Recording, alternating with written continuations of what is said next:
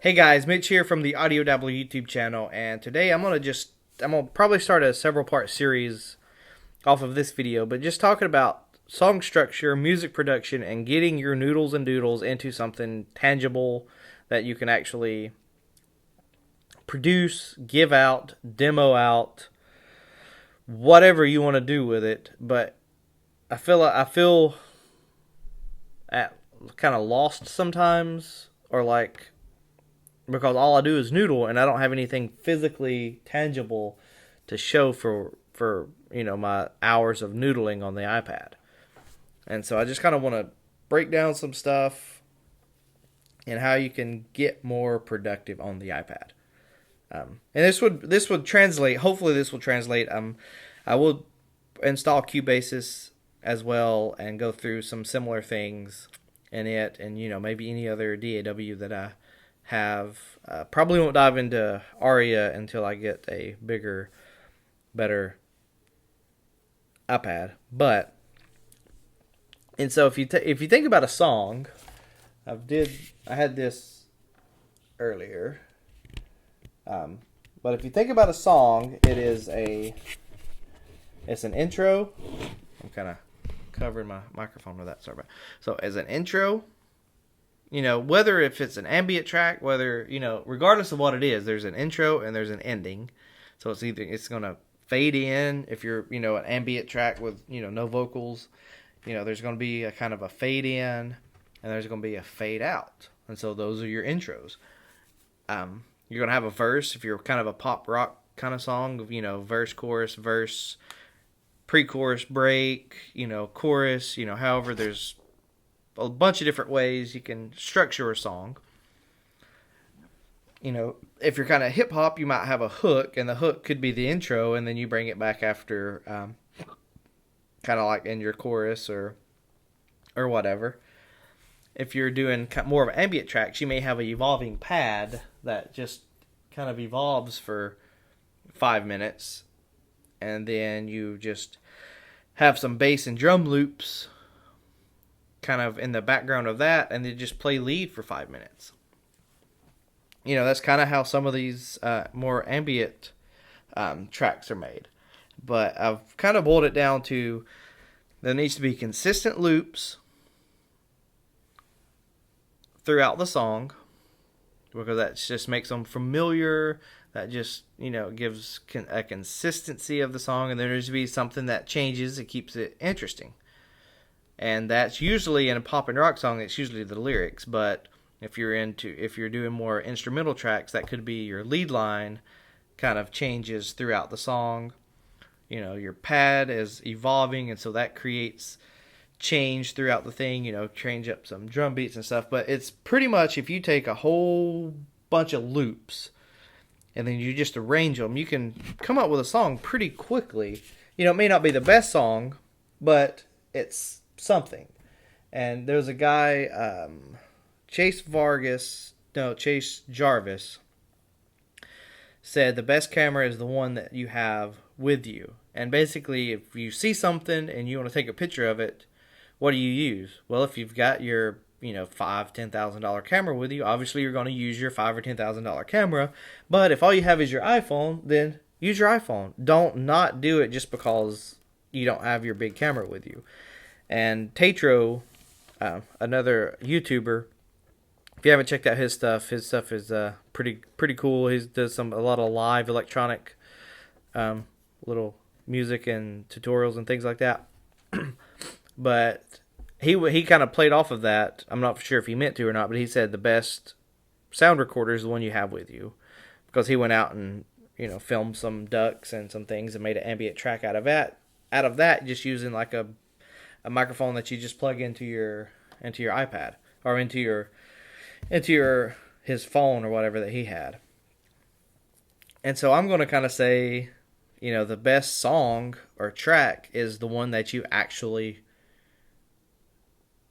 follow through with. You can start, you can noodle, but unless you save it, those noodles are just as volatile as that passing moment with that you didn't take a picture of something, because you're not going to be able to capture it. or if you hear a cool sound, you pull out your phone, just hit record, you've got that recording. It may not be the best recording, but you have it. You know, just like taking your phone out and taking a picture of something, it may not be the best, but you have that moment. And so I'm just going to encourage you to kind of record things as best as you can, your noodles, because those noodles can turn into other things. And that's hopefully it's what I can kind of go into, is turning your noodles into something, or just being more consistent, not necessarily consistent, more intentional with your productions, if that makes sense. Just more intentional is what you need to be. And so what I'm going to do is kind of go through Beatmaker 3 first, and then we'll start from there. And so here we go. And I was also inspired by Electronisounds' little masterclass he did in Beatmaker 3. And he's really good at the little intricate EQing things and making things sound awesome in a mix. I'm not that well trained as far as getting things to sound not muddy, because a lot of things that I end up trying to do kind of sounds muddy, and I just delete it sometimes when I actually start recording things. But, you know, just taking the idea of song structure, I've tried to create a template, and it just didn't work. But if you kind of go through the same steps each time, then you can be a lot more productive. And, you know, you don't have to always have, you know, a separate intro for your drums and your verse and chorus, and, you know, things like that. But if you get in that kind of production mindset, as you produce things and as you start structuring things, it'll be a lot easier, because no one just starts out playing guitar and just instantly start shredding. You know, there's a process, and they have to learn other people's songs usually to start playing. And so that would be something else that I may do, is try to recreate some songs, you know, to the best of my abilities, just using my iPad, and just kind of just get the basic parts down. I probably won't go through all the frills and thrills of a song, but, you know, just get the basic parts down and you can do it. And so what I had in mind, the idea that I had is, you know, get a drum beat going, and just start labeling things. So, and in Beatmaker 3, if you create a pattern, it makes it a lot easier to overdub. You ain't got to worry about, oh, I need to hit record to stop the pattern, or, you know, start the overdub or whatever. So I got the pad selected. I just went here, clicked on that pattern, and then I can change it to a 4 bars if I want to, and I can rename it to drum. Let's make this the intro, right? Hit the metronome, and you can hear it playing. Now I can go back here, and if I wanted to do some rolls and kind of come in with some, see.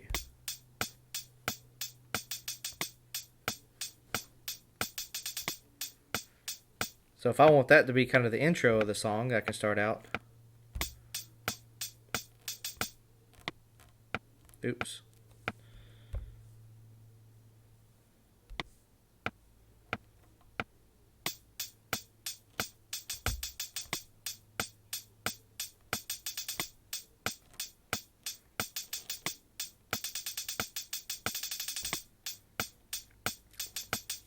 And so there's a little intro. And so if you want to go in, you can duplicate that. If you want to keep that same pattern, because that's something consistent, you know, intro 1, you know, I could rename this to verse 1.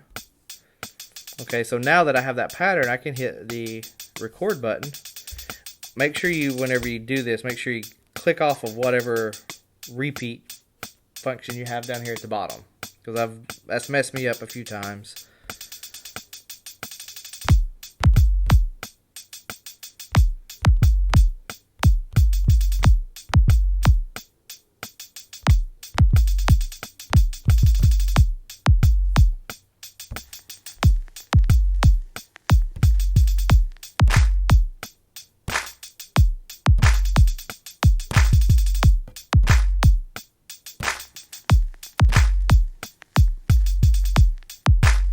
Okay. And so there's a verse. Okay. So if I want to maybe do something completely different, I can create a new pattern, rename it drum dash pre-C if I want a pre-chorus. And so I can go here, click back off. So I got it one bar right now. So if I wanted like a 2-bar pre-chorus,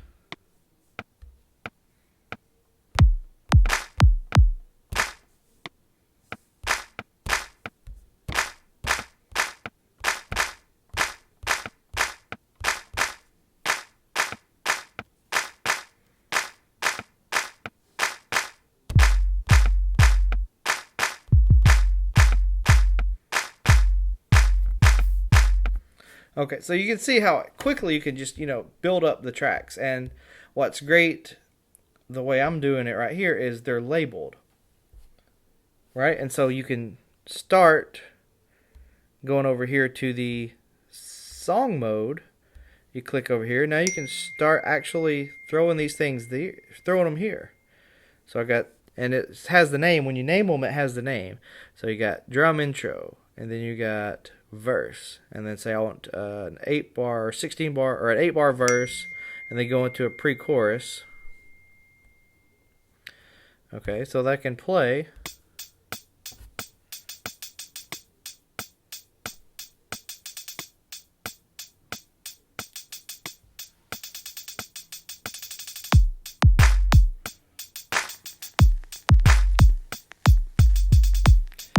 And so that'll play for 2 bars. Or for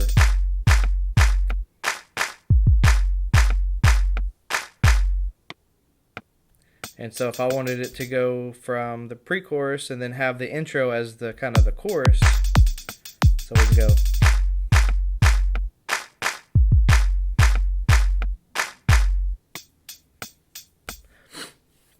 So that's that's pretty good. It's not too bad. It's kind of on the fly. But that just kind of shows you how quickly, and see now I've already got, got some good loop parts that I can go on to. And if I wanted to maybe change the intro up, I could duplicate that. Oops, I don't want to duplicate it twice. I want to duplicate it, rename it as,